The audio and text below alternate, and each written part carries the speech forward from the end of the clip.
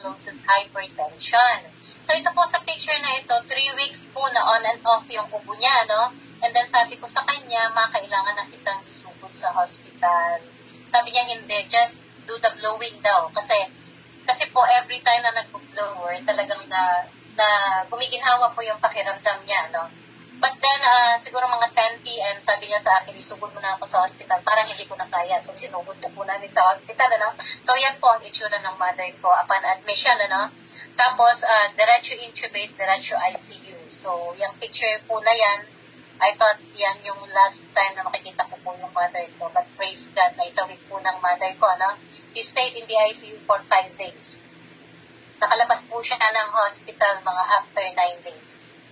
So, ang galing po ng result sa mother ko. And then, yung diabetes niya po, years before, ang sabi po sa kanya ng cardio, kailangan niyang mag-undergo ng angiogram. Pero, just last year lang po, sabi sa kanya ng doctor, cardio niya na hindi na niya kailangan mag-angiogram. And then, every quarter po kami bumisita sa cardio niya. And every visit po namin, talagang na-amaze yung cardio niya sa results niya.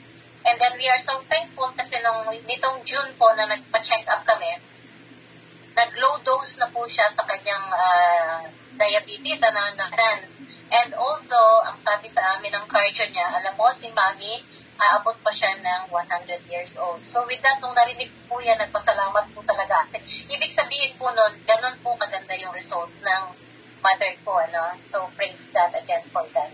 So sa heart problem, yun po siya. And then, tuberculosis because of diabetes po, cleared na po siya. And hypertension po, ito po, isa po siya sa medicine na inalis po, na sabi ko from 8 maintenance medicines, now that is down to 3. So, pinatanggal na po yung kanyang losartan. This time naman po, we have Sir Ian McIntosh po ng Australian National but Davao-based po siya, no? Good thing na meron silang friend po na distributor. So, nagpo sa kanila kung pwede sila i-demo. So, with the machine, So, pumayag naman po yung mag-asawa. And then, good thing na na-document po ng asawa, no? Ang case naman po niya is sebaceous cyst. So, he has this for 57 years kasi 17 years old pa lang daw po siya. Na-acquire na niya yan. Maliit na buko lang po yan sa may batok po yan. So, na-document nga po ng asawa niya and ito po yung sa day 1, nag-blower po siya ng afternoon and then madaling araw po, sabi niya po sa asawa niya, something is going on. So, nung chinek nga po ng asawa niya, ito po yung nakita, nag-start po siya being off. And then we have this day 2, daily po may documentation, pero shorten ko, day 3, 5, 8, and 10. So, paliit po siya ng paliit. And then, would you believe po, it only took them 14 days na totally ma-heal po siya. So, very amazing po, ito po yung before niya, and then after, 14 days lang po.